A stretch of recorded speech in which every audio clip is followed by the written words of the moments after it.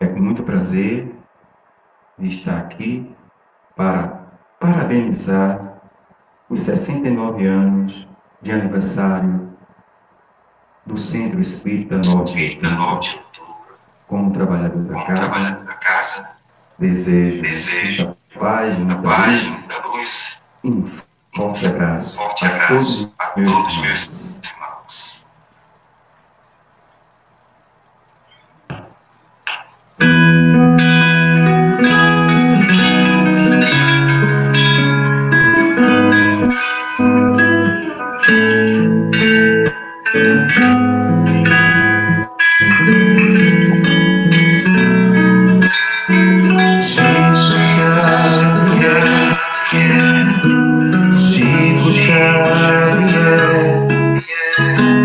Chico Xavier é sempre ajuda.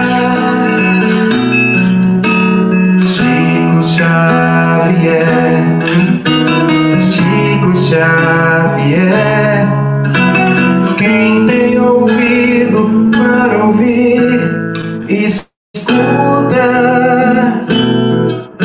Francisco é com os rios desde a nascente. Ele colhe como quem planta a semente. Suas margens são prelúdios pro futuro. Eu não tenho que jurar, mas se quiser eu juro. Chico Xavier, Chico Xavier, Chico Xavier é sempre ajuda. Chico Xavier, Chico Xavier, quem tem ouvido para ouvir, escuta.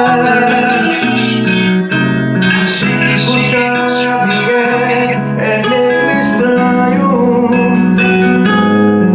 pra quem não acredita em seu próprio coração. Chico Xavier não tem tamanho. Ele é luz iluminando a escuridão. Chico Xavier, Chico Xavier, Chico Xavier é sempre ajuda. Chico Xavier, Chico Xavier, quem tem ouvido para ouvir, escuta.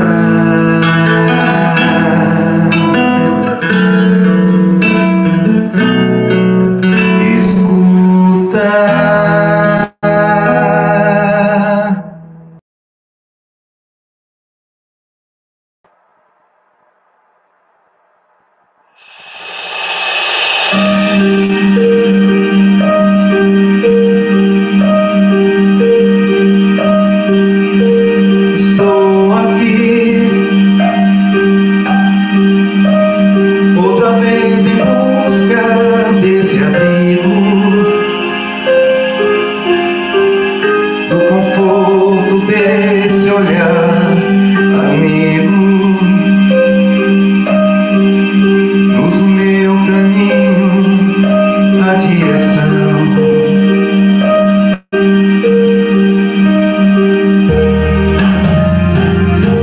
Estou aqui por tantas angústias e conflitos, como tantos outros tão aflitos. Sabe que você é a solução.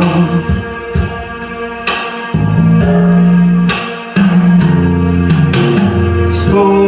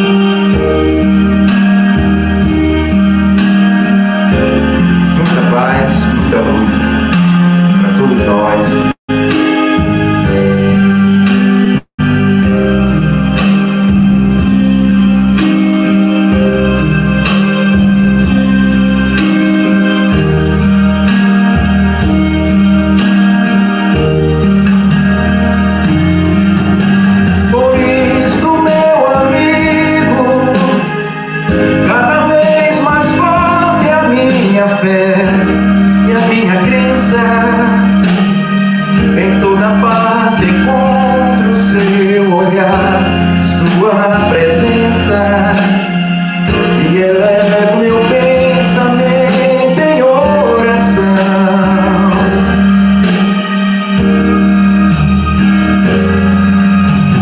Cristo, meu amigo, sua luz me mostra a direção a ser seguida. Você é a verdade, é tudo, é o caminho, a vida. Só você eu sei, é a solução.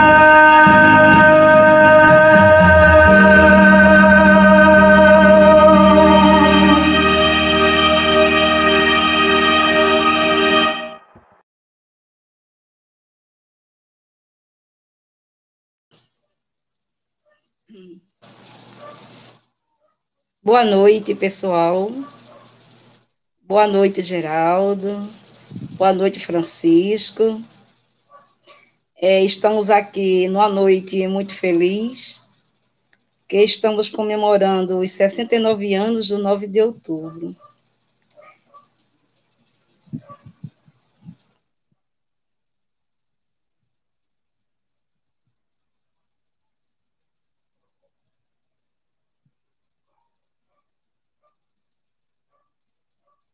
Esperando os slides para a gente fazer algum comentário sobre o Seno. Bem, meus irmãos, o Centro Espírita 9 de Outubro foi fundado no dia 25 de janeiro de 1953, na cidade de Moreno, em Pernambuco, região metropolitana do Recife. O Centro Espírita 9 de Outubro, o Seno, ele tem uma história muito peculiar, porque surgiu a ideia da fundação do centro em um evangelho segundo o Espiritismo, embaixo de uma mangueira, e o grupo reunido em evangelho foi inspirado à fundação do Centro Espírita 9 de Outubro.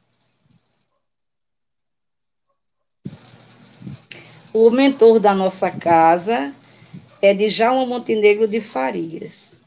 Djalma foi um grande vulto do espiritismo na época de 1940 e poucos. Ele era um grande atuante, um grande trabalhador, um exímio palestrante.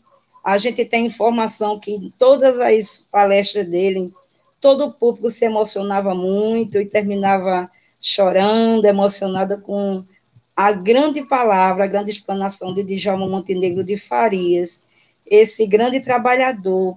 Ele tem uma história muito interessante no movimento espírita do estado de Pernambuco e também no movimento espírita brasileiro, porque ele era muito acatado pela Federação Espírita Brasileira na época.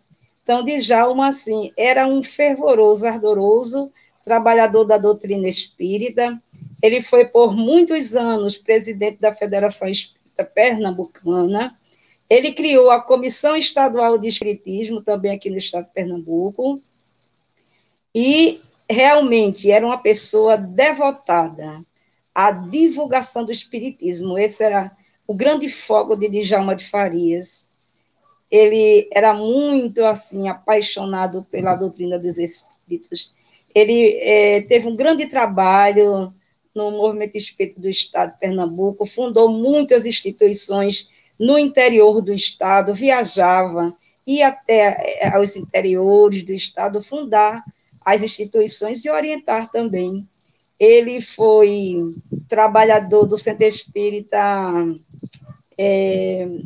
foge-me o nome agora, depois eu lembro, ele trabalhou sempre nessa instituição, mas ele era o grande trabalhador, né, da Federação Espírita Pernambucana, segundo o Divaldo Franco. Ele é um dos coordenadores do movimento espírita do estado de Pernambuco. Lembrei agora, o João Evangelista, foi o centro que ele sempre trabalhou e acatou pelo coração, o Centro Espírita João Evangelista. Então, Djalma é esse vulto maravilhoso. O Centro Espírita 9 de Outubro tem esse nome porque foi em homenagem à reencarnação de Djalma em 9 de outubro de 1900, né? Djalma nasceu em 9 de outubro de 1900 e desencarnou em 6 de maio de 1950. Realmente teve uma vida material curta, mas deixou um trabalho extraordinário. Deus abençoe esse grande inventor, esse grande vulto, né, do espiritismo no estado de Pernambuco e no movimento espírita brasileiro. Bem, hoje estamos comemorando, né, os 69 anos do Centro Espírita 9 de outubro. E o nosso convidado especial, esse amigo de sempre, esse amigo valoroso, que é Geraldo Campete. Geraldo Campete vem nos dando apoio há já um período, ao Centro Espírita 9 de outubro, e a gente tem um amor profundo, fraterno, pelo nosso querido Geraldo, vice-presidente, né, da Federação Espírita Brasileira, coordenador da editora FEB, apresentador de 2 programas, Livros que Iluminam e Entre Dois Mundos, este irmão extraordinário, né, que faz live por todo o Brasil, com a simplicidade e apaixonado pelo Espiritismo e por Jesus. Bem, agora nós vamos passar a palavra ao nosso irmão Francisco Augusto, que é trabalhador do Seno, e Francisco Augusto já foi também presidente da nossa casa no biênio de 1999 a 2001. Está aqui um dos grandes trabalhadores do Seno, né, que foi presidente nesse período. Então, vamos ouvir a prece inicial.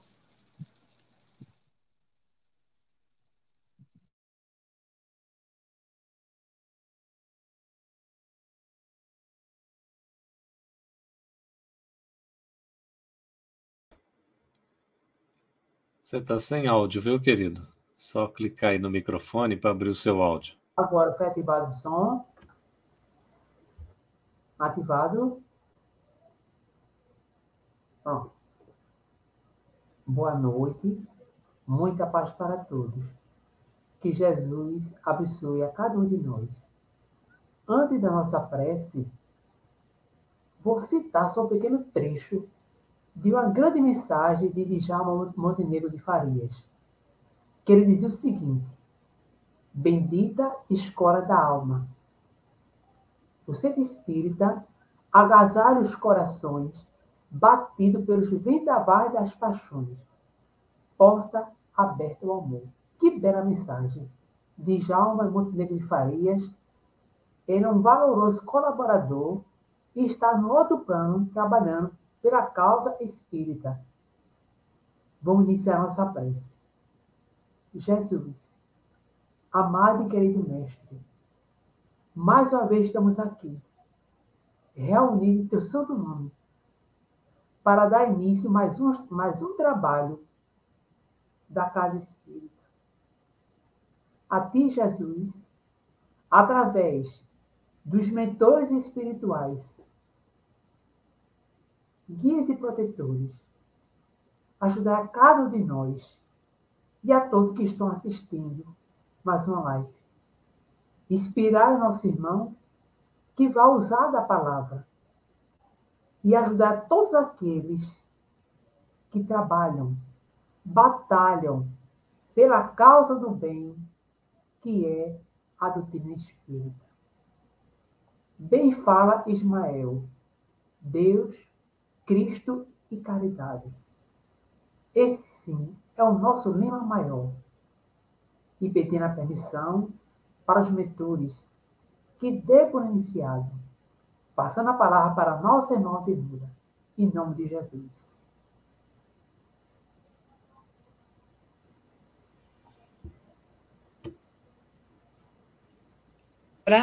Ao nosso convidado da noite de hoje, nosso irmão Geraldo Campete.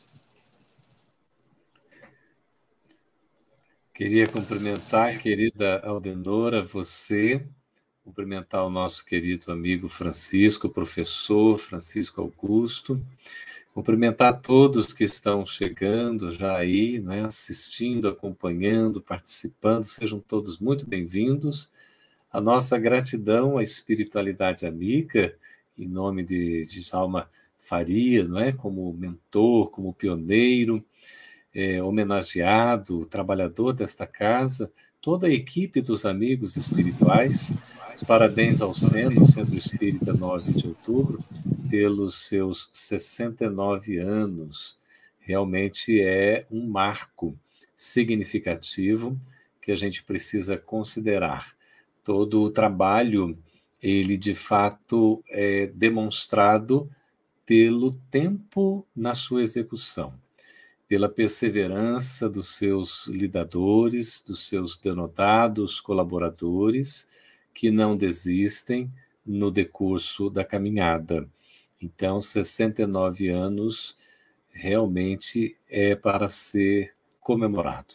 Comemorados esses 69 anos, tanto pela equipe aqui dos amigos, não é, encarnados, como também pela equipe dos nossos irmãos desencarnados, que vão colaborando e continuam trabalhando. E nesse aniversário, nós vamos trazer um tema, né, quando parabenizamos pelos 69 anos do Seno, do Centro Espírita 9 de Outubro, um tema sobre a lei de causa e efeito, e também a relação com o processo evolutivo, a marcha evolutiva. Quando nós vemos esse tema, a gente logo relaciona com dois princípios fundamentais da doutrina espírita. Nós sabemos que o espiritismo é um conjunto, não é por ser uma doutrina, um conjunto de princípios básicos, desde a existência de Deus, a existência e imortalidade e conservação da individualidade do espírito após a chamada morte, a lei de causa e efeito, livre-arbítrio, a comunicabilidade dos espíritos, a reencarnação, a lei de evolução, a pluralidade dos mundos habitados. Didaticamente, são assim estes 7 principais, não é, elementos que dão base ao espiritismo, dentre vários outros, mas aqui a gente cita de um modo um pouco mais geral. E nestes que nós citamos, eu queria que vocês escrevessem, vocês que estão aí participando, né, dos comentários, por favor, quais desses citados, citem 2, por favor, elenquem 2 aí, que estão inseridos no nosso tema desta noite. Quais desses 2 princípios, por favor, não é? A Graça conosco, de Tocantins. Parabéns, querida amiga, como é importante, o amor é imortal. Hoje ela estaria completando, sabe aí, a Adenora, professor Francisco, né, completando 49 anos de casamento, né? E o esposo retornou à pátria espiritual já há algum tempo, e ela me mandou um post tão bonito, ela que é poetisa, dizendo de uma doce saudade, né? E a gente completou uma doce saudade saudável, porque o amor jamais acaba, porque ele é imortal. Então é muito bom, né, nós sabermos desta imortalidade que nos traz, inclusive, a compreensão da própria mensagem do Cristo. Se não fosse a ideia da imortalidade do Espírito, boa parte do ensino do Cristo ficaria incompreendida. Nós não teríamos como entender, porque muitas vezes o Cristo estava falando, de fato, com referência ao porvir, ao futuro, e se referindo à vida eterna, à vida imortal. Portanto, se a gente delimita apenas numa circunscrita existência física, que tem aí, evidentemente, os seus limites, nós não daríamos conta de ter esta compreensão mais ampliada. Então, amigos, quais são os 2 princípios que têm a ver com o nosso tema, não é? Aqui na noite de hoje. O tema é lei de causa e efeito e a marcha do progresso, não é? Então, quais são esses 2 princípios? Já estão denominados aí, não é isso? Como estão denominados? Olha a gratidão da Graça, que é uma gracinha, ela é uma poetisa, todo dia escreve assim, uns trechos muito significativos, né, para a gente poder refletir. A gente que agradece a você, querida, e a todos que estão conosco. Lei de causa e efeito, então, é um dos princípios. E o outro princípio é a lei de evolução. O professor Francisco Augusto concorda, não é?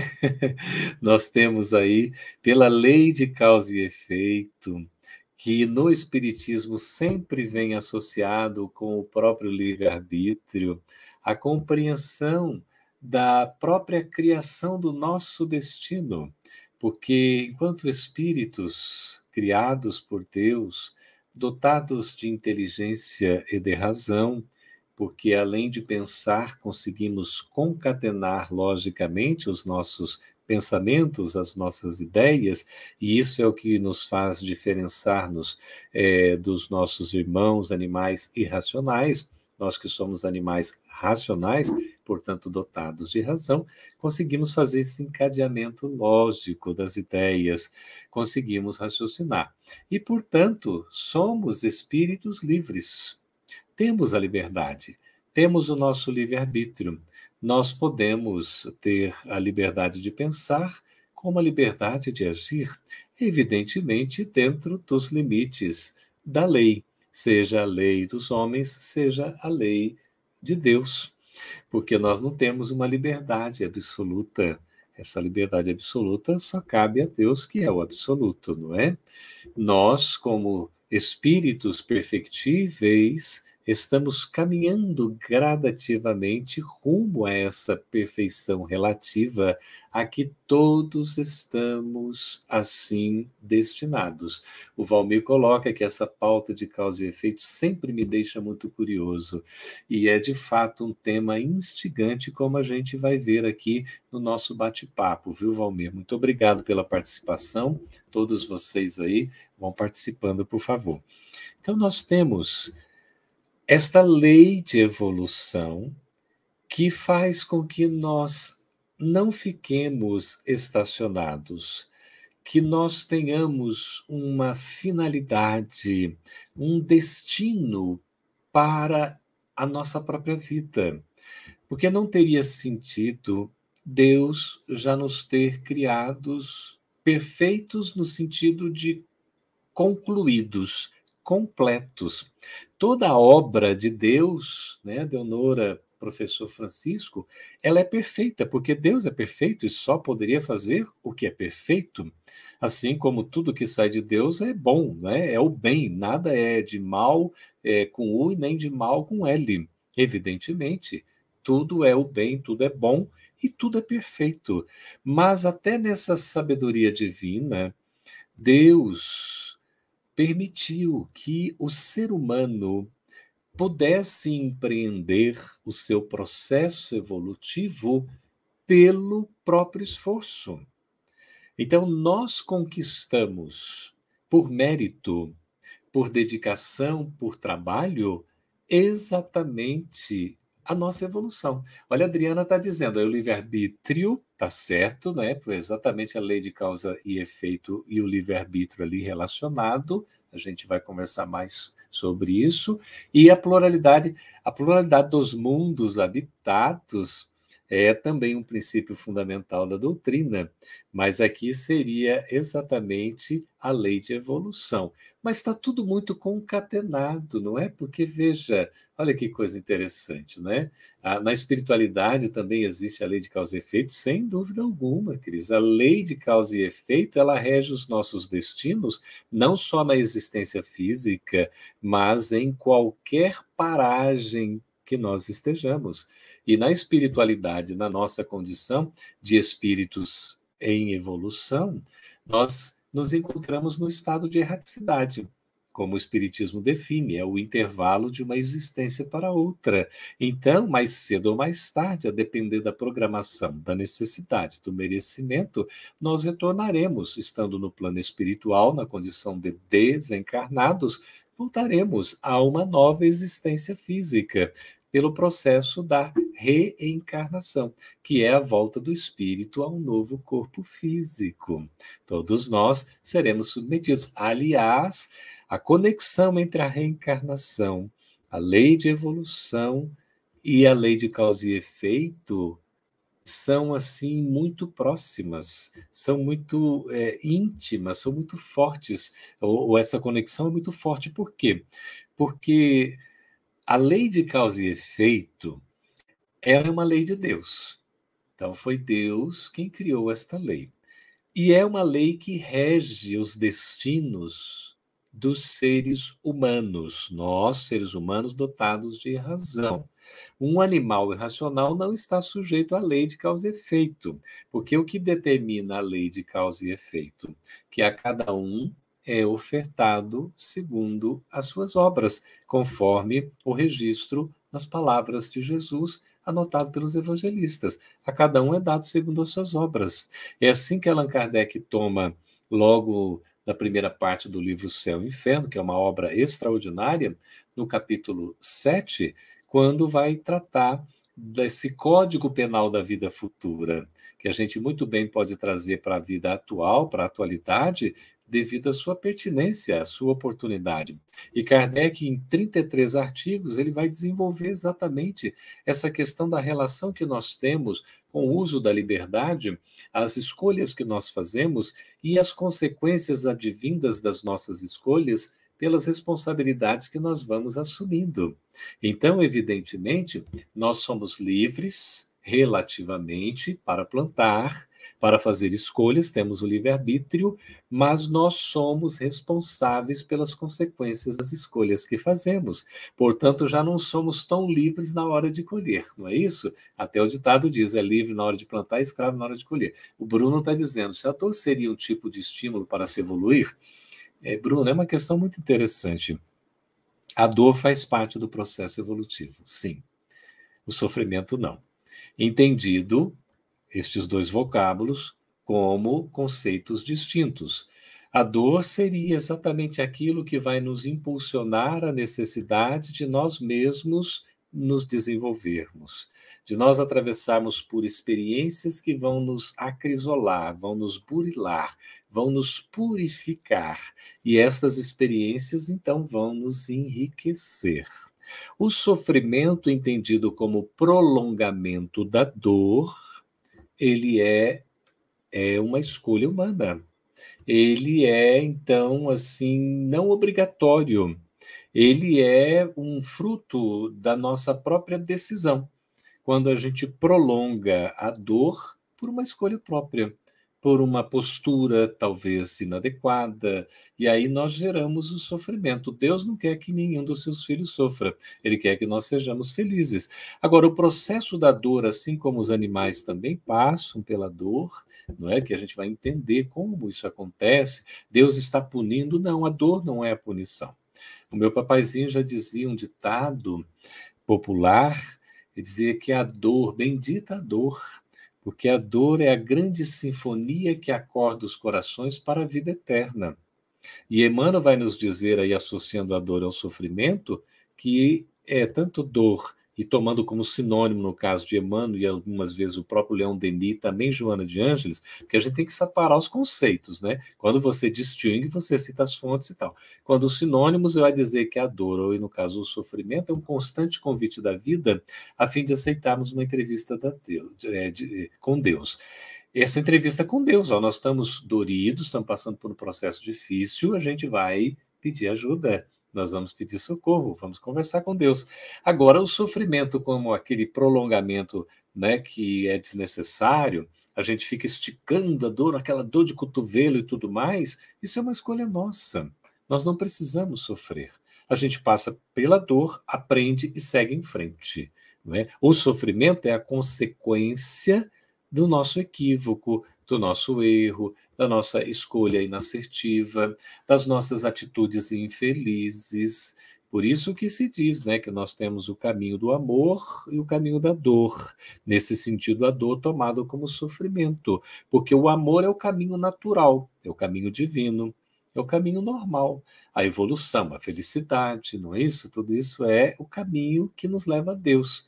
Agora, o caminho da dor, nesse sentido de ser uma escolha nossa, quando nós vamos ser submetidos a processos expiatórios. Porque a dor a gente poderia entender, por exemplo, como uma prova, como uma necessidade da gente ser provado, testado. E às vezes isso implica em dor. Mas o sofrimento já seria, por exemplo, uma espécie de consequência de escolhas equivocadas que fizemos, de erros que nós cometemos, de infrações que fizemos perante a lei de Deus. Por isso, Allan Kardec coloca, nesse Código Penal da Vida Futura, no artigo 33, que é o que vai concluir, vai dizer que o sofrimento é inerente à imperfeição espiritual, viu, Denora? Então a gente sofre porque nós somos imperfeitos. Se a gente fosse já espíritos perfeitos, nós não sofreríamos mais. E por isso, ainda na condição que nós nos encontramos, a gente passa por provas e por expiações. As provas são os testes, são as oportunidades da gente, digamos assim, testar o nosso conhecimento, a nossa condição, a nossa preparação. Se a gente é aprovado, segue em frente e tal. Se a gente é reprovado, a gente é submetido, então, à chamada expiação, que é o quê? Uma prova vinculada a um equívoco, a um erro passado, seja de outras existências, seja dessa mesma. Ou seja, é como se nós tivéssemos que repetir a lição. Ninguém precisa ficar repetindo a lição para aprender. A gente pode muito bem passar pela lição e seguir em frente. O Sérgio, querido amigo, irmão, que é trabalhador da FEB na área da divulgação, né, que divulga os livros, que trabalha junto aos clientes, ele está citando exatamente essa expressão que foi tomada também, né, por Allan Kardec, que está até no Dolmen, né, lá no cemitério, né, no Père Lachaise, em Paris, na França, nascer, viver, morrer, renascer ainda e progredir sempre, tal é a lei. É isso mesmo. Essa trajetória, não é, Sérgio, de nascer, viver, morrer, renascer ainda e progredir sempre, é a própria lei. A lei, porque é essa lei de evolução, a lei da reencarnação, a lei das vidas sucessivas. E aí entra até a pluralidade dos mundos habitados, como a irmã colocou, porque nós temos diversas oportunidades de habitar várias paragens nesse processo evolutivo, não é isso? E nós aí, então, temos a oportunidade, sim, de evoluir, Bruno, passando pela dor, mas não só pela dor. Nós evoluímos também pelo trabalho, pela dedicação ao próximo. Tanto é que Kardec diz, nós ainda sofremos porque somos imperfeitos. E ele vai dizer lá no capítulo 5, bem-aventurados os aflitos, de O Evangelho segundo o Espiritismo, que também a prova e a expiação denotam inferioridade espiritual. Ora, se a gente já fosse espírito também evoluído, ou puro, né, no caso, assim, digamos, nós não precisaríamos nem sequer ser provados, testados. Jesus, por exemplo, nunca foi testado. A tentação do diabo, do demônio no deserto com relação a Jesus, aquilo foi uma figura de linguagem para dizer das fragilidades que nós temos. Cristo não tinha fragilidade alguma. Como é que o co-criador do planeta Terra, 4 bilhões e 500 milhões, o guia espiritual deste planeta, o médium de Deus, ele que é onipotente, onisciente, onipresente com relação ao planeta, ele, pelo seu psiquismo, co-criou com Deus esse nosso habitat maravilhoso que a gente precisa aprender a conservar, preservar, não é isso? Precisamos fazer o nosso dever de casa que a gente não está fazendo ao certo. Veja, ele não tinha que ser provado, ser testado. Ele tinha domínio absoluto de tudo com relação à Terra. Assim como Deus tem com relação ao universo, né, de um modo geral, Jesus tinha e tem com relação à Terra, da qual ele é o governador espiritual. Então a gente verifica. Agora, nós passamos aí sim pela tentação, porque ainda somos frágeis. Temos fragilidades, nós ainda temos as chamadas, né, como o jovem Timóteo fala, que a gente é tentado na nossa concupiscência. Então a gente vai ser ali testado na nossa fragilidade, no chamado calcanhar de Aquiles, ó, o ponto fraco, não é isso? Então nós vamos precisar ser provados para ver se de fato a gente já pode dar o próximo passo, ou seja, se a gente já tem condições de vencer aquela etapa e seguir para outras. A lei de causa e efeito, queridos amigos, ela muitas vezes é comparada, não é, com a pena de talião, o dente por dente, olho por olho, que isso foi o que Moisés adotou, né, lá 1.200, 1.250 anos antes do Cristo, que é muito importante, não é? A gente vai chegar, olha que beleza aqui, ó, o que Daniel está falando, né, com a lei de amor trazida por Jesus, né, reformulou a lei de talião de Moisés, em que a terceira revelação passa a reencarnação como lei de causa e efeito, ao que se fez com indulgência na sanção e colheita. Rapaz, ele faz uma pergunta ali que ele poderia muito bem botar um ponto, né, de final ali, não é, professor? Porque, de fato, veja lá, né, com a lei de amor trazida por Jesus, então, só recapitulando, em torno de 1250, 1200 anos antes do Cristo, Moisés, como profeta maior e médium de efeitos intelectuais, de efeitos físicos, poderosíssimo, ele é intermediário, então, da espiritualidade superior para trazer a primeira revelação, a chamada revelação da justiça. Veja como é importante. Existia até então o chamado Código de Hammurabi.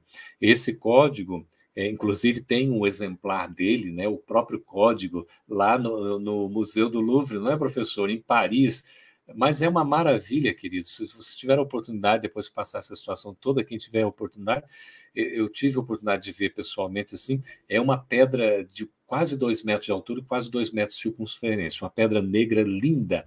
E ela é toda talhada assim, em colunas e em linhas. Aí viram uns quadradinhos, não é isso? E em cada quadradinho ou retângulo daquele, tem uma sentença. Mas o professor Eldenor era uma loucura, porque o indivíduo cometia um crime e ele era condenado assim de uma maneira que não tinha proporção. Era um absurdo a pena que ele recebia diante de um equívoco, não é? De uma infração, porque não tinha proporcionalidade. Então, devia sofrer castigo mesmo. Era uma punição, não era bem uma lei. Então, esse Código de Hammurabi, ele castigava mesmo, né? Então, as sentenças ali estavam escritas. Moisés, ele adota a lei de Talião, que já traz uma vantagem muito grande, que é a chamada justiça, que é proporcional. Ela é uma justiça equânime, porque o que ela faz? Ela faz uma distribuição da responsabilidade do réu em decorrência da infração. Então, a pena que o réu vai sofrer é proporcional à infração cometida. Então, a gente já vê, essa justiça coloca, por isso que se chama olho por olho, dente por dente, traduzindo, porque é cotovelo por cotovelo, dedo por dedo, mão por mão, pé por pé, não é, professor? Cabeça por cabeça, quer dizer, se você tirou o dedo de alguém, alguém tem o direito de tirar o seu dedo. Se tirou a mão de alguém, alguém pode tirar a sua mão, né? Se você tirou o braço do outro, o outro pode tirar o seu braço. Se você matou alguém, alguém da família pode, né, daquele do morto, pode te matar. Ou seja, é tipo assim, praticamente mesmo, bateu, levou. É lei de Talião, dente por dente, olho por olho, e praticamente, sob determinado ângulo, a ação e a reação também. Porque é aquela questão que você dirige, não é? Você lança alguma coisa, lança um objeto, por exemplo, né? Ele vai impactar e vai voltar para você. Volta para você, né, com a mesma intensidade, só que num sentido oposto. Você lançou no sentido, ele volta para você. Tudo que a gente faz para o outro acaba voltando para nós. Isso rege a lei de causa e efeito, é uma lei da física, inclusive, né? E a lei de ação e reação, aliás, que é uma lei da física. E temos até a belíssima obra de André Luiz com esse título, Ação e Reação, que é aqui o livro de número 9 da coleção A Vida no Mundo Espiritual, constituída de 13 livros. Psicografia de Chico Xavier, não é? O Espírito André Luiz e a FEB Editora, publicando estas obras monumentais. Agora, André Luiz usa, né, ação e reação, porque é uma das formas, digamos, de adjetivar a lei de causa e efeito, mas ele explica muito bem, porque a gente poderia, talvez, entender que a lei de ação e reação é como se fosse também o karma, que é dos hindus, que até no Espiritismo de A a Z nós compilamos alguns conceitos, né, num trabalho em equipe, e que relaciona, de fato, a lei de causa e efeito ao karma, para entender que esses conceitos eles são universais. Independentemente, né, de ser cristão ou não, essa lei ela funciona porque é uma lei divina. Agora, nós gostaríamos aqui de trazer a explicação à luz do Espiritismo, que é a lei de causa e efeito, e aí entra essa demanda, né, que o Daniel Rosa coloca, que é muito interessante, porque a lei de causa e efeito ela acrescenta alguma coisa. Veja, com a lei de amor, porque se Moisés trouxe a lei, a justiça, a revelação da justiça, Jesus, 1.200 anos depois, traz a lei do amor. Porque antes era um pai, né, que castigava, talvez que impunha ali, né, a determinação e tudo, e Jesus já traz um pai que é amor. é diferente, já enfatiza o amor. E o Espiritismo referenda o amor com a caridade, que é o amor em ação, não é? A caridade é o amor em ação e é a verdade que o próprio Cristo traz e se manifesta novamente na condição do Espírito da verdade ou de verdade ou a própria verdade, não é? Que traz aí a terceira revelação, já não mais personificada, mas que vem da espiritualidade, não é isso? Através de vários espíritos coordenados diretamente pelo Cristo. Então, com a lei de amor, diz ali o Daniel, né, em 22:11, trazida por Jesus, né, reformulou a lei de talião de Moisés? Reformulou. Reformulou porque já não é só a justiça, é o amor. Agora, vale dizer, Daniel, permaneça aí, por favor, para a gente concluir essa frase. A justiça, ela vem antes do amor, porque o amor é fundamentado na justiça. O amor é justo. E a justiça tende ao amor. Nem todo mundo que é justo é amoroso, mas com certeza o amoroso, ele é justo. A gente pode, mas é tão amoroso que não enxerga o erro do outro e tudo. Ele está sendo justo no melhor da expressão, porque ele não está julgando, não está condenando, ele está enxergando o que o outro tem de bom, como Deus faz conosco, como Jesus faz conosco, não é? Então, com a lei de amor trazida por Jesus, reformulou a lei de talião, aquela lei lá de Moisés, o olho por olho, dente por dente, em que a terceira revelação passa a reencarnação como lei de causa e efeito, né, ao que se fez, como indulgência na sanção e colheita, né? É interessante. Aí a gente explica, então, agora, a lei de causa e efeito. O que ela agrega? Quando a gente fala em Código de Hammurabi, em lei, né, de talião, quando a gente fala em ação e reação, quando a gente fala, né, também ali naquela expressão hindu, né, que está falando do karma, ou esse vocábulo, a gente parece ter um sentido mais restritivo. Dá a impressão, porque parece muito assim ligado a uma ação e reação, né? Aquela questão de que você faz, você vai receber, se você deve, você vai pagar, é quase que o olho por olho, dente por dente. Muitos, inclusive, interpretam a lei de causa e efeito dessa forma. Acontece que a lei de causa e efeito agrega dois valores fundamentais que, para o nosso entendimento, a diferencia, talvez, desse entendimento mais restrito do que nós citamos anteriormente, né? Do karma, da lei, né, de ação e reação, da parte, né, desse olho por olho, dente por dente, o talião e o código de Hammurabi. Sabe por quê? A lei de causa e efeito agrega dois valores. Eu queria que vocês, por favor, escrevessem aí.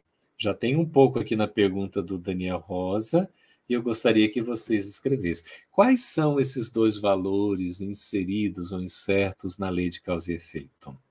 Olha só.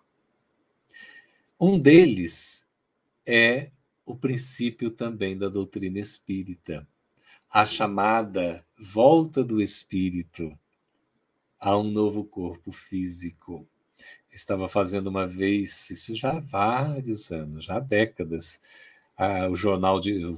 o caderno de cultura do jornal até então impresso, né, que a gente assinava, e aí tinha lá aquelas quadrinhas, professor, sabe aquelas palavras cruzadas? E tinha lá um conceito que dizia assim: retornado o espírito a um novo corpo físico. Aldenor, eu parecia que não estava acreditando naquilo. Quando eu vi, eu falei, gente, olha que maravilha, um conceito espírita tão bem aqui formulado. Preenche lá os quadradinhos, né? Retornado o espírito a um novo corpo físico. Ora, qual vai ser a resposta? Reencarnado. Porque o retorno do espírito ao novo corpo físico, a volta do espírito ao novo corpo físico é a reencarnação. Então, o que a lei de causa e efeito traz? Nos traz esse valor da reencarnação. A reencarnação é fundamental para a gente entender o processo da justiça, mais que isso, do amor, né? E pode tirar aí, por favor, Cris, a gente volta no momento, né? Por quê? A questão da colheita, a sanção, como se fosse assim, a sanção, uma imposição, você tem ali, não é? A sanção precisa ser efetivada, está sancionada, está determinada, aquela coisa que parece assim muito inflexível. E a colheita dá aquela impressão, assim, você plantou, você colhe, não é isso? Eu não posso, por exemplo, colher brisa se eu estou plantando tempestade, né? A gente vê isso. É como o nosso presidente da FEB Godinho diz, olha, está na hora da gente plantar sementes de regeneração, porque senão, se continuar plantando sementes de expiação e prova, não vão ficar espiando e provando, não é? E o mundo já está aí migrando para essa condição de regeneração. Se a gente quiser merecer esse mundo, é preciso plantar essas sementes da regeneração, regenerar-nos, renascermos, né, na condição do homem novo. Então, é claro, porque tudo que a gente faz acaba voltando para nós, mas a reencarnação, ela permite a nova oportunidade de recomeço. A gente recomeça, mas recomeça assim, partindo de onde nós já paramos, que é outra vantagem, porque o espírito ele não estaciona, a gente pode até temporariamente ficar estacionado, mas isso não é da lei, a lei é de evolução, então a gente vai ser impulsionado ao progresso, naturalmente, mais cedo ou mais tarde, e notadamente em tempos de crise como esse que a gente atravessa, por conta da transição planetária. É um tempo de crise, de desafio, de testemunhos, é isso mesmo. É a desafiadora travessia que a gente não tem como fugir. Não tem mais negócio de ficar escolhendo, eu vou, se eu quiser, eu vou, se eu não quiser, não. Não é bem um convite, não, meu amigo. Os convites já aconteceram. Agora é uma convocação. Ou a gente vai para algum lugar. Não é? Se a gente não merecer continuar aqui na Terra, ou a gente vai para um plano superior, se tiver merecimento, eu peço a Deus que eu tenha pelo menos condições de ficar na Terra. Meu Deus do céu. Estou agradecido se eu puder continuar. Mas tem que fazer por merecer, senão a gente vai ser convocado a esse exílio, a esse degredo, a essa deportação. Não é, o espírito vai retrogradar, vai regredir, nada disso. A gente nunca perde o que nós aprendemos. Mas aí sim, pela própria lei de causa e efeito, que não é de castigo, não é de punição, mas é de oportunidade, a gente vai enfrentar momentos mais desafiadores, mais difíceis, de maior provação árdua, porque nós próprios estamos escolhendo esse caminho. Como diz Allan Kardec sabiamente, ele continua no artigo 33 lá, Aldenora, do Código Penal da Vida Futura, para dizer o seguinte, olha, assim, né, o sofrimento é inerente à imperfeição humana. A gente, então, acaba errando pelo uso do livre-arbítrio. Não é Deus que cria o mal, é o homem, é o ser humano. Isso está no capítulo 3º de A Gênese, na sua primeira parte. Deus não cria o mal, evidentemente, Deus só cria o bem. E como é que o mal surge, então? Posto que ele existe. Nós estamos, inclusive, num plano onde o mal ainda impera temporariamente. Ele existe, porque é uma criação nossa. É uma criação do ser humano. Fruto do quê? Das suas escolhas, das nossas escolhas, dos nossos equívocos, do mau uso do livre-arbítrio, da dissociação da nossa vontade com a vontade de Deus. Seja por orgulho, por egoísmo, por descrença, rebeldia. Tudo isso. Porque o caminho natural, o caminho normal, o caminho divino, é nós irmos seguindo passo a passo e evoluindo, seguindo em frente. Não é ficar parado ou ficar, né, voltando. Não há possibilidade disso.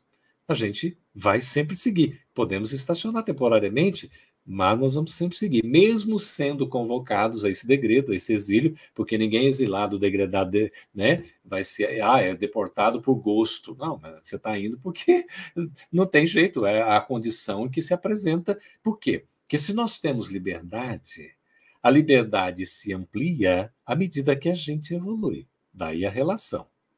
E essa evolução se dá por mérito, é meritocracia, não é um privilégio, não é uma dádiva, um presente. Deus achou esse filho bonito, o outro feio, então o que é isso? Para Deus nós todos somos lindos, Deus nos vê como iguais, porque somos todos filhos seus, evidentemente. O que nos diferencia um do outro é o nosso próprio, a nossa própria ação, o nosso próprio desempenho. Isso aqui vai fazer a diferença, não é? Então, o uso do livre-arbítrio no caminho acertado vai fazer com que eu vá evoluindo. Se eu usar de maneira equivocada, eu vou ter que acertar essas contas. Com quem?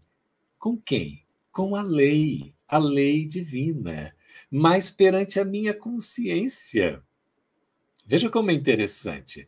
Não há um castigo, não há uma punição, mas como a lei de Deus está escrita na minha consciência, está inserida no meu próprio ser como indivíduo imortal que sou, espírito, toda vez que eu transgrido a lei, que eu me afasto do caminho, que eu faço o que não é certo, esta consciência vai me indicar alguma coisa está fora do prumo. Eu saí da trilha, não preciso estar no trilho, porque cada um tem a sua maneira, a sua forma. Deus respeita, mas eu preciso estar na trilha, porque senão não vou conseguir chegar, vou sofrer muito. E aí, então, a gente vai fazendo essas escolhas e vamos tendo as consequências. Kardec, então, diz, olha, eu posso usar o livre-arbítrio e pelo livre-arbítrio eu erro. Aí eu assumo as consequências. Mas o mesmo livre-arbítrio que eu posso usar para errar, eu posso usar para acertar. Porque uma coisa a gente precisa esclarecer. O erro, meus amigos, escutem, olha que coisa curiosa. O erro não faz parte do processo evolutivo do ser humano por determinação da lei divina. Dá para entender? Porque a gente costuma dizer, o erro é humano, eu sou ser humano, então eu erro. Não, você não erra porque você é ser humano, nós somos seres humanos. A gente erra porque permitimos que a nossa imperfeição fale mais alto. E aí fazemos as escolhas erradas, equivocadas. O caminho normal, natural, divino é o do acerto. E o que é o acerto? Na condição de espíritos ainda imperfeitos, nós somos provados e passamos no teste, depois somos provados no outro nível e passamos e vamos seguindo. Ascensional, vamos evoluindo. E aí o que acontece? A nossa liberdade ela vai se ampliando à medida que a gente evolui. Mas, consequentemente, quanto mais evoluídos, mais responsáveis também nós somos. Maior liberdade implica em maior responsabilidade. Evidentemente, é por isso que na lei divina, evidentemente, a aplicação destas sanções, entre aspas, elas são proporcionais à condição, à situação, ao nível evolutivo, intelectual, moral de cada um. Por isso que não pode dizer, isso aqui aplica-se essa sentença para todo mundo. Não, André Luiz explica aqui, ação e reação. Às vezes a gente passa por um mesmo processo de expiação coletiva, como, por exemplo, uma desencarnação num acidente, mas cada um vai passar por esse processo dentro das suas próprias condições. Cada um vai sentir aquele processo conforme a sua situação. E isso varia de um para outro. Assim como não existe uma encarnação idêntica a outra, embora o processo tenha toda a sua, não é, metodologia, também não existe uma desencarnação idêntica a outra, embora existe também o processo metodológico da desencarnação. Por que isso? Porque cada um vai estar diante desta lei de causa e efeito segundo os seus méritos, segundo a sua situação, a sua condição, de acordo, então, com o seu merecimento e a necessidade que tem. Então, nós não precisamos errar para aprender, mas nós temos o dever de tirar a lição que o erro nos proporciona. Aí a gente evolui também. Tá certo? Errou? Acordou. Ora, assim como eu posso usar a minha liberdade para errar, eu tenho o dever, não é, de usar a liberdade agora para tirar desse erro cometido, da experiência que fica, um aprendizado para o meu crescimento, para o meu desenvolvimento. É assim que eu evoluo. Eu evoluo passo a passo. Eu não evoluo assim, né, dando um passo quilométrico. Eu não tenho condições ainda, então dou um passo por vez. E isso faz parte, a evolução está inserida na lei de Deus e nos traz aí exatamente essa possibilidade. Por isso, então, lá, Daniel, que não é uma condenação. Essa lei de amor de fato e a lei da verdade, como nos traz o Espiritismo, com a lei de causa e efeito, a gente vê que há indulgência, há bondade, há misericórdia. É por isso que o outro valor, né, para a gente passar para a próxima participação aqui da Adriana, daqui a pouquinho, o outro valor além da reencarnação, professor Francisco, Adeonora, queridos amigos, queridas amigas, é o tempo. Deus nos concede o tempo. Olha que coisa linda. Com o tempo, a gente pode se preparar. Nos dá o tempo. Eu estava lendo hoje aqui num livro que nós estamos preparando para edição, estamos fazendo várias edições de livros de Chico Xavier em parceria com o Centro Espírita União e com o Ideal, né? Que é o Instituto de Divulgação André Luiz, né? E a gente tem vários livros publicados já e outros que serão publicados de Chico Xavier, é o grupo de Ideal Espírita André Luiz, Ideal de São Paulo também. Daí a gente vê, estava vendo um desses livros, esse ainda não está publicado, que tem uma narrativa de um indivíduo, de um conjunto de indivíduos que estavam reclamando para o mentor que estava recebendo, que eles foram tipo sacados antes da hora, que desencarnaram antes do tempo, que estavam fazendo alguma coisa que não concluíram, que um tinha lá a esposa que não podia ter deixado, outro que tinha um filho que tinha que ser educado ainda, outros que estavam num trabalho em desenvolvimento que foi interrompido, aquela coisa toda, né? E aí o mentor lá ficou assim, aí vem um senhor mesmo, né? Um senhor mais evoluído, tudo, para poder dizer, olha, né? Ouviu e colocou, mas olha, essa sua oportunidade, aqueles, ninguém se conformava. Aí sabe qual é o fecho da história, que eu achei super interessante, surpreendente, inclusive? Ele falou, tá bom, olha a misericórdia, então está bom. O que eu vou conceder a vocês agora é o tempo. Simplesmente isso, não falou mais nada, professor, é o tempo. Porque a gente aprende que o tempo é o nosso melhor mestre, não é? É o melhor remédio para as nossas dores, para as nossas dificuldades, enfim, é o que vai mais nos ensinar. Porque com o tempo a gente amadurece, a gente cresce, a gente entra se prepara, né, numa condição de enfrentar aquela prova de uma maneira mais robusta.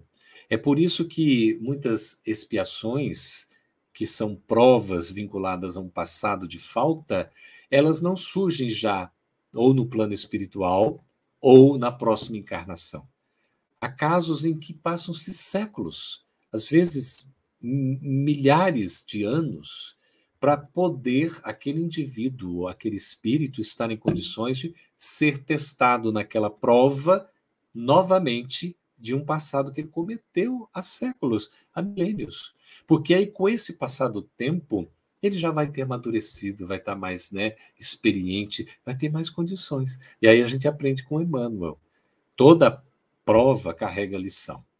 E Deus nos prova quando a gente tem condições de ser provados. Ou seja, nunca virá um teste, a demanda de um testemunho, virá aí um empecilho, um obstáculo, qualquer coisa que seja, um problema que a gente não consiga resolver, um obstáculo que a gente não consiga superar. Porque isso também é a lei de causa e efeito, atuando no processo da evolução, considerando a reencarnação, que é a oportunidade que se renova com o tempo, para que a gente já venha mais preparado.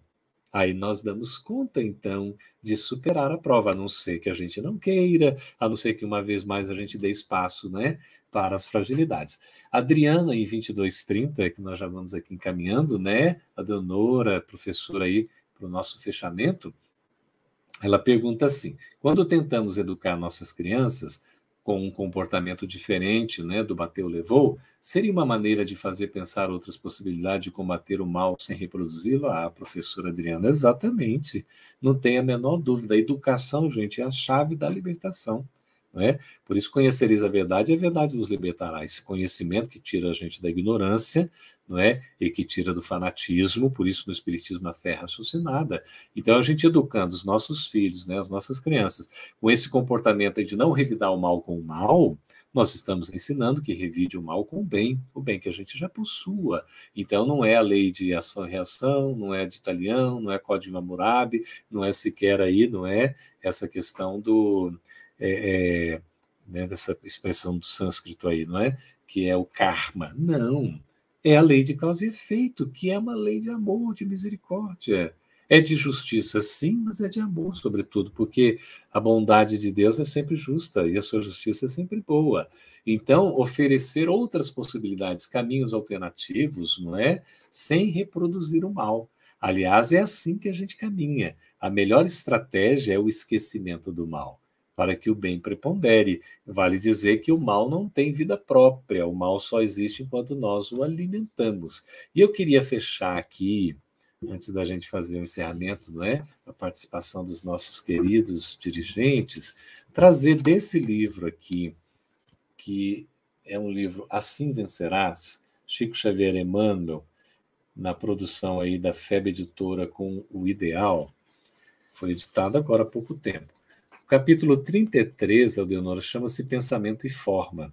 Aí diz assim, professor Francisco, o sentimento inspira, o pensamento plasma, a palavra orienta, o ato realiza. Eita, Emmanuel, olha só que síntese, não é isso? O sentimento inspira, nós somos inspirados pelo sentimento, como é bom, não é? O pensamento plasma, o pensamento, então, dá forma. Ele cria, ele é criador, é criativo. A palavra orienta, não é? Com a palavra a gente consegue instruir. E o ato é quem realiza. Figuremos a ideia como sendo a fonte nascida no manancial do coração. Então, a ideia nasce lá no sentimento, não é isso? Lá no manancial do coração, traçando a si mesmo o curso que lhe é próprio. O pensamento vibra, desse modo, no alicerce de todas as formas e de todas as experiências da vida. A base de tudo está no pensamento. Por isso que o corpo mental, ele inclusive precede e cria os demais corpos, né? Incluindo o perispiritual. Pensando, o arquiteto imagina o edifício a elevar-se do solo. O técnico cria a máquina que diminui o esforço braçal do homem. O escultor arranca ao mármore os primores da estatutária e o artista compõe sublimadas formações da beleza, endereçando apelos à ciência e à virtude. Isso tudo pelo pensamento. E é também pensando, aí vem o outro lado, que o Sovina levanta para si mesmo o inferno da posse insaciável, tanto quanto o preguiçoso coagula para si próprio os venenos da inércia. Veja como o pensamento é poderoso. Em razão disso, depois da morte, mais intensamente vive a alma nas criações a que se afeiçoa. A gente acha que a morte é um passo de mágica, né? Vão virar anjos, querubins, né? Serafins, nada, ou vão virar demônio, né? Vamos lá para o diabo, essas coisas todas, né? Lúcifer. Não, na verdade, a morte vai trazer à tona o que nós somos de fato, né? E vamos receber as consequências do que nós criamos durante a existência aqui na Terra. Isso não quer dizer que haja retrocesso na margem evolutiva do espírito, mas estagnação do ser nas formas infelizes em que se compraz pelo seu próprio pensamento desgovernado e delituoso. Olha a sabedoria de Emmanuel. Retrogradar, não, mas pode haver esse estado de, digamos assim, de estagnação. Com isso, desejamos igualmente dizer que todos influenciamos e somos influenciados, agimos e reagimos. É assim que acontece na vida. O tempo todo estamos influenciando, sendo influenciados, agindo e reagindo. Não é isso? Ajudando e sendo ajudado. A vida é assim, e assim vai se constituindo essa lei que rege os nossos destinos, que é a lei de causa e efeito para a nossa evolução.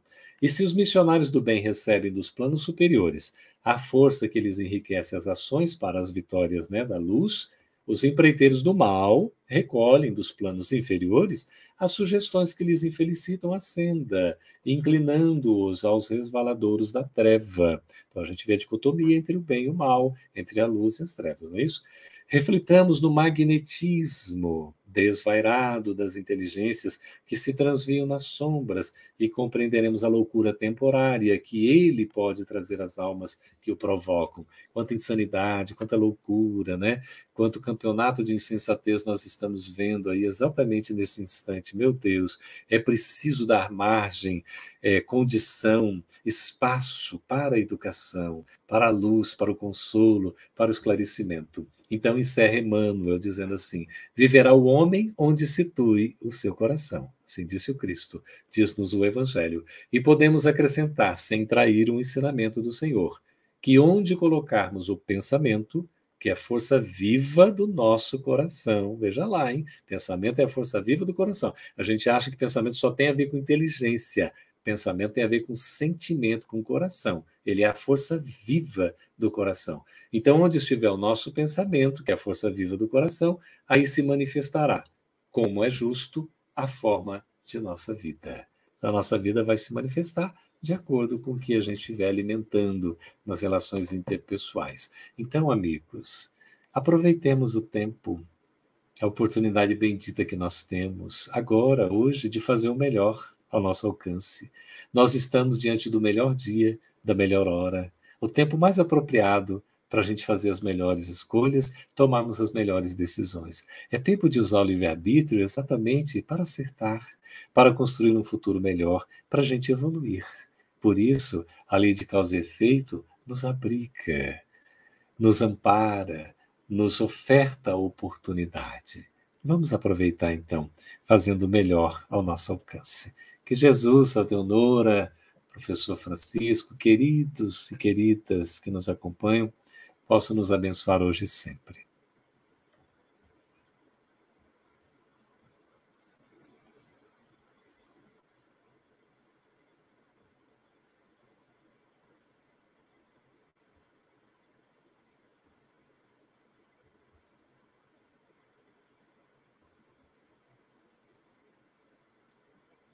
Só abrir o microfone, Deonora. Está conseguindo?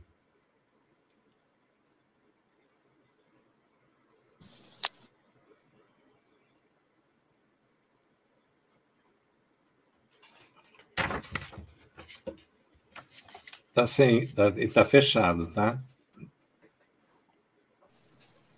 Isso. Oi? Agora sim. Oi. Bem, meus irmãos, estamos finalizando o lindo trabalho da noite de hoje. Eu tenho que agradecer imensamente a esse grande amigo que tem nos abrilhantado tanto, nos orientado, trazendo tantos ensinamentos para todos nós, que é o nosso amigo Geraldo Campete.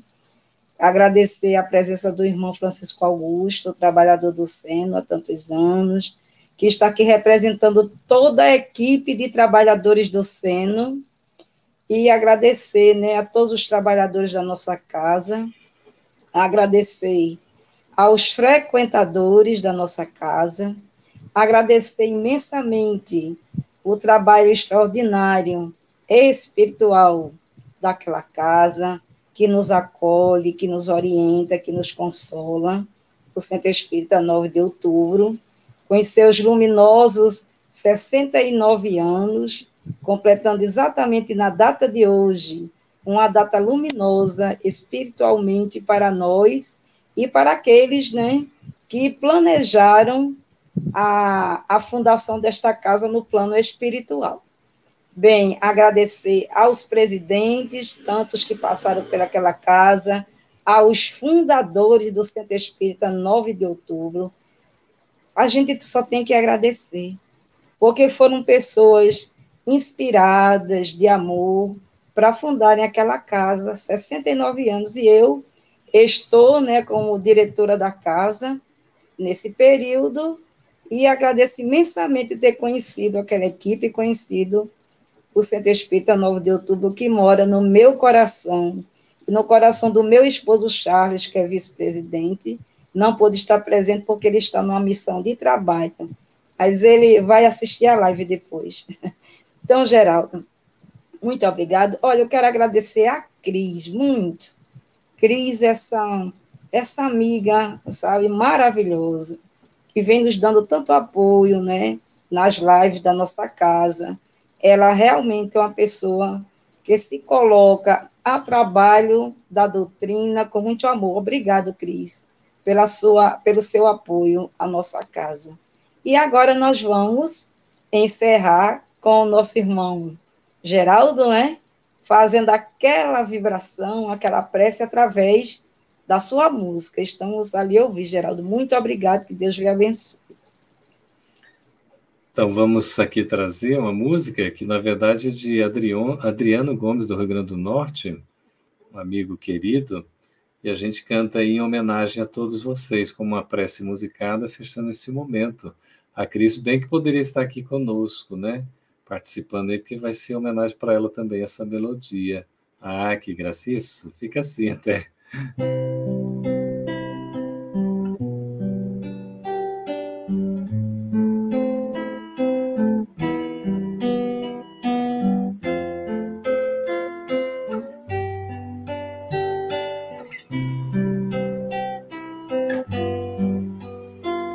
Jesus, no silêncio da prece, teus irmãos a te pedem paz, para aliviar um pouco as aflições. Senhor, enxugai nosso pranto, precisamos do teu amor e sentir tua presença envolver nossos corações. Por isso vem, Jesus, ir ao teu encontro.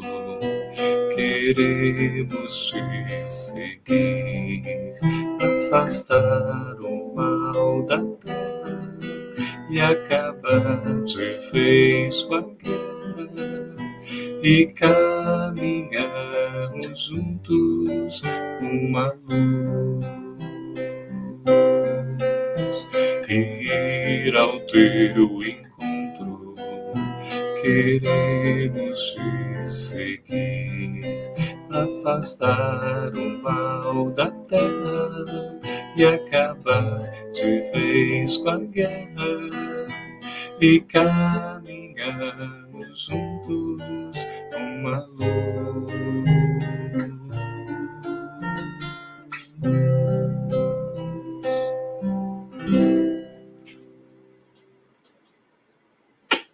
Beijo no coração de todos. Muito obrigado.